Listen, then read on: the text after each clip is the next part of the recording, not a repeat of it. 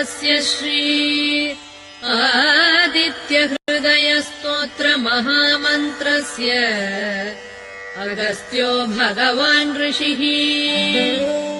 अनुष्टुप्छन्दः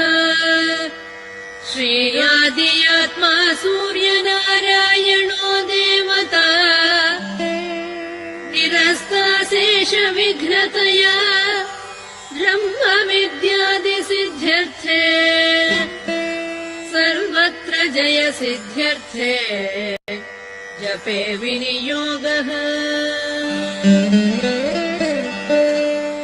ध्यानम् जयतु जयतु सूर्यम् सप्तलोकैकदीपम् किरणशमितपापक्लेशदुःखस्य नाशम्